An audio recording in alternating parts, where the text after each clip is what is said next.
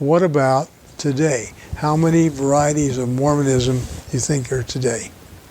Well, then you get the same 5, 10. I said, it's closer to 100. I said, I've got a chart available for those that want one as they leave of 18 different denominations of Mormonism and independence alone. No way! Yeah. Welcome to Gospel Tangents, the best source for Mormon history, science, and theology. I'm Rick Bennett. Let's face it, early settlers of Missouri didn't like any outsiders, whether they were Mormon or not. They just didn't like them. So in our next conversation with the historian Gene Adams, we're going to talk about some of these early settlers and how they went to some extreme lengths to make sure that certain people would win the auction for the land available there. We'll talk about Jones Flournoy. He was the man who sold the land to the first Mormons in Missouri. Did they get the land at a fair price? Hey everybody, I just wanted to mention one thing. So remember when I thought I gave away this book? Well, the person never claimed it. So what's up with that? Why would you not want a free book? So if you want this copy of the book that is signed by Don Bradley, here's what you need to do. Send me a quick video that says how much you love Gospel Tangents and why I should give you this book. And just send that to gospeltangents@gmail.com. Include your mailing address. I will pick a winner. So this one's going to be very subjective, and it's just going to be who I like the best. So send that within the next week to gospeltangents@gmail.com. I'll probably use your video as an intro liner to one of our upcoming videos. And you could win this book. So I'm sorry, I think it was Todd that didn't get the book because I don't know why he didn't send me his address. So his loss is your gain. So send me a quick video why Gospel Tangents is the best. And if I pick you, you could be the winner of this book. So send it to gospeltangents@gmail.com. Now back to our conversation. A lot of the history says that they claimed it, marked it, and had first right to it, all of which doesn't take into the consideration squatters' rights and the rights of the individuals that were already there. So that's why Jones Flournoy was there. He'd been there with his family for years. He had been holding that property, farming that property, and even had a trading post on that property. So in my opinion, and I've recently had an article published in the Mormon Historical Studies on this subject. In my opinion, Joseph Smith and Edward Partridge would have had to get permission from Jones Flournoy to go onto the property ahead of time, probably with the knowledge that they were going to eventually want to buy it.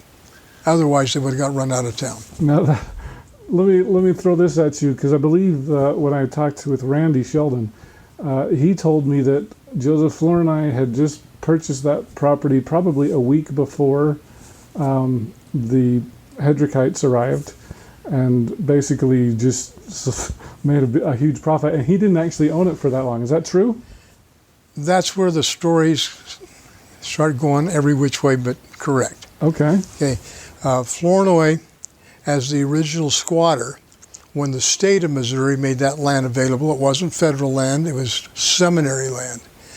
Okay, and the state had been given the seminary land as part of their statehood.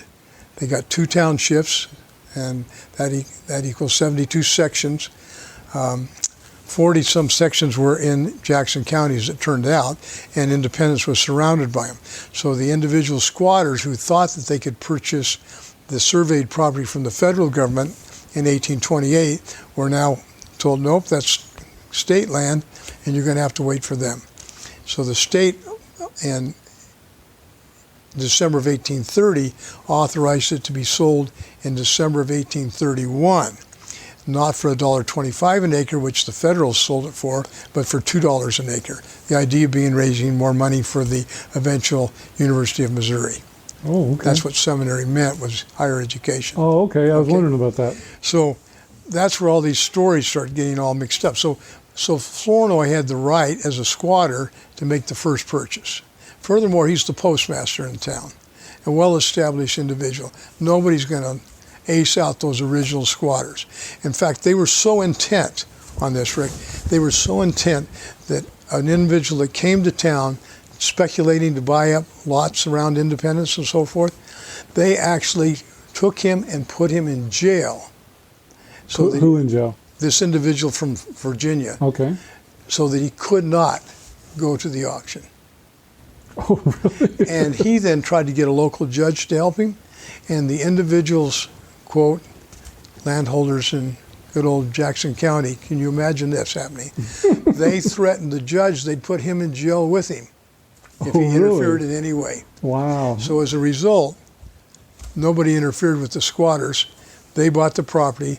Jones Flournoy sold it a week later, a portion of his acreage. He sold it to Edward Partridge. So he bought it for He $1.25. bought it for $2 an acre. Oh, he did buy it for $2. Yeah, he didn't make any money at all. Oh, really? On the 63.27 acres that he sold to Edward Partridge, my calculations is he made somewhere around $3.50, $4 Total? total. Oh my goodness. Okay, Oh wow. So okay. So so it is true that he only owned it for about a week and then he sold it to Edward Partridge. that portion, Oh, that portion. Okay. yes, The portion where the temple lot is. right. And to make the story even more valid, he also sold 2 other portions of that property to 2 other individuals that he knew in town, and their deeds are referenced in the deed that Partridge got as being borders to his property. So it was a well thought out plan, well in advance of the sale. Okay. Well, that's interesting because I will tell you what, I was walking around. I'm going to call that the Temple Square because I think it's kind of cool. You've got like 4 restoration churches all sitting around that area. And I stopped by this little red house and it said Jacob Flournoy, and I did not ever know the story. I just took a Jones. picture, or Jones? Jones Flournoy. Jonas Flournoy. And so I took a picture because I was like, there's got to be a story behind this. And it's a tiny little house. I mean, it's just tiny. So that's cool. That's not its original location. Yeah, I understand because it says that they've moved it, but Yeah. it didn't move it very far, did they? Well, it's actually been moved twice. Oh, it's been moved twice. Yeah. We can talk about that when you want to, but I can tell you about that too. Okay. Okay. But the getting back on the where we were on the purchase of the land and that sort of thing. the purchase of the land. So Edward Partridge bought it. Bought it from him at Jones Flournoy a week later, and over the next 2 years, then Partridge, Correll, and Morley all built cabins on that property. There was a burial ground on the property, farming on the property, storage on the property, and they had a grove set aside for worship in good weather, and they also built a church/school, and it was pretty much in one particular area because it was treed. And then there was Jones Flournoy's original trading post. It was still, and probably the first building that the church ever used, and it certainly was the first building the church ever owned. It came with the property. Wow. Well, interesting. All right. So, so the Mormons get run out. I just talked with Alex Baugh. We went in deep into that. So, basically, by 1838, the Mormons that was the extermination order. The Mormons were kicked out of Missouri. Yep. By 39, they'd pretty much all gone. And then they went to Illinois and Correct. started Nauvoo. So then, so Granville Hedrick joins the church in 1843. That's what I generally use as his date. Yes. Okay, and then Joseph dies 1844. So He's kind of the self-appointed leader of this little community, which includes his brother and several others. Eagle River is not very far. Eagle Creek is not very far. There was another congregation there, and Bloomington was the other congregation. Okay. Half Moon Prairie was the actual third one, and they actually amalgamated and used the name Crow Creek, which was right behind Granville's property. And Crow Creek is the original name of that branch that goes clear back to the early 1830s when the first missionaries went through that area and converted people. So it seems like the Mormons had a lot of problems in Missouri, a lot of problems in Nauvoo, but in outlying areas were they pretty much left alone? And Yeah, see, it appears that wasn't a big problem. And when they had small communities, they got along with their neighbors. yeah, yeah, That's interesting. when political power was not a question. Right. Okay. So, all right. So we've moved ahead. So we had the vision, said to come back in 1867. John comes back, buys the property. Then what year? And then it was 1877 when Joseph Smith III starts saying, let's go to independence. Well, you can if you want. That Oh, was- just you can if you want. Yeah, Not yeah. that we're going to gather there. yeah. Okay. So 1877, Joseph Smith III okays people to go back. When was that lawsuit that was first launched where the RLDS Church tried to take over the lot? What year was that, approximately? It's 1891, 92. Oh, it wasn't until that late. Yeah, Okay, so that goes and then through. it drags on for 3+ years, 3.5, 4 years. So the interesting thing for me is the Temple Lot case was where the LDS Church got involved in this dispute with two other churches. Can you tell about that? They did not get in a dispute with them. Well, not in the dispute, but they sided with the Church of Christ. That is correct. In fact, they loaned them considerable money for their legal fees. Okay. And I've got that all documented. Okay. Wealthy members of the church, of the LDS Church, loaned the money rather than the LDS Church. But Okay. it got funneled then through Cannon's nephew, John Cannon, who would become a friend with Charles Hall. And so the loan was made directly that way.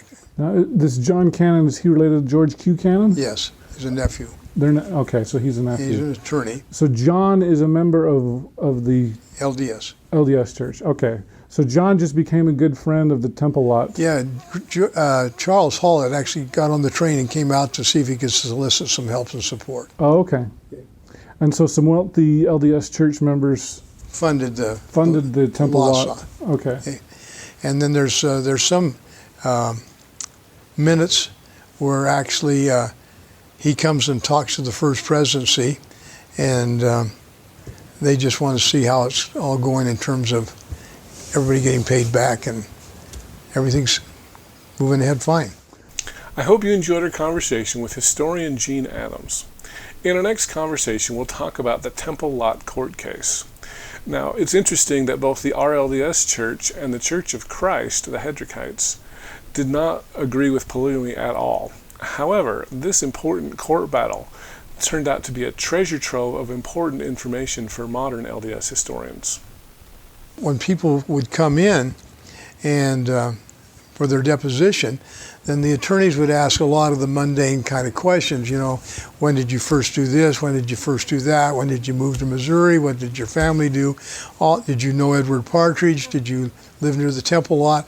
And from all that information, a wealth of information came out in terms of historical material that wasn't available elsewhere.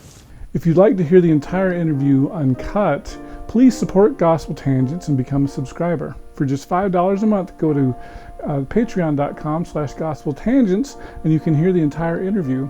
And you can also get transcripts available at either our Amazon website, or if you want to give the money to me and not Amazon, please subscribe on my website at gospeltangents.com and you can click the yellow subscribe button.